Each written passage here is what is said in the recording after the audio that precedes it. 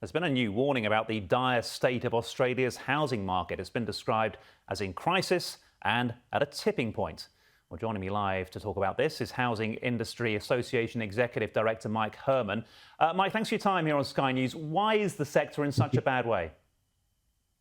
Well, at the moment, we need to deliver 1.2 million homes by 2029. And typically, at the moment, we're approaching that by using greenfield development and/or multi-storey development close to like cities and major centres. But that has a very long lead time to actually produce that housing. So that in itself is a good response, but as I say, it has that long lead time. So what we're suggesting is what is needed is this gentle density approach to address the housing crises. And that approach would be applied in what we commonly refer to as the missing middle. So in the suburbs, essentially, and have this gentle density approach so that you get housing across like a range of environments. So you get this balanced approach to responding to that need for the 1.2 million homes. When you call it a crisis, you're talking about supply, presumably, because I guess for those people selling homes they already have, it's a boon because they're getting record prices. Yes. Yeah, that's right. So the crisis is about the supply. So getting those homes on the ground and being able to hand over those keys so people have a home to move into. Exactly right. It's about the supply, and that's what I'm saying. That we have long lead times in that greenfield space and that's like multi-story apartment space. And it's important that's a really important part of the mix. But the other part of the mix that we're saying is to like look at the suburbs and look at how we can get dwellings and homes built in the suburbs, which typically get built quicker, have less lead time, typically get built quicker, but they can also make a significant contribution to this housing crisis.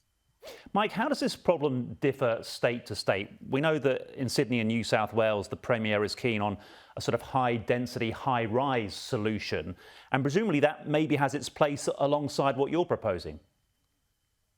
So what you would typically do with gentle density is you would apply gentle density in a more of a standard suburban environment, on just like we have like a detached house on a block.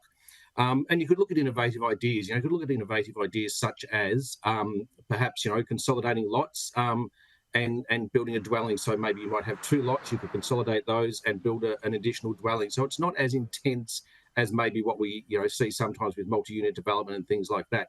There's various approaches you can do.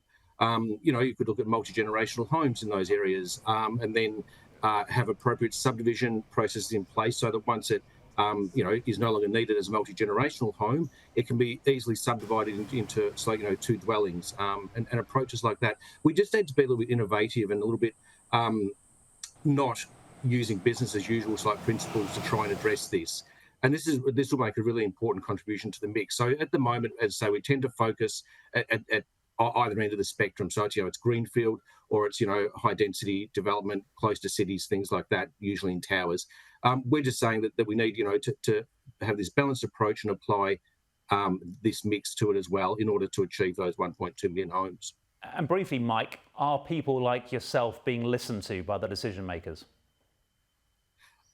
So the issue of working within the missing middle has been around for quite some time.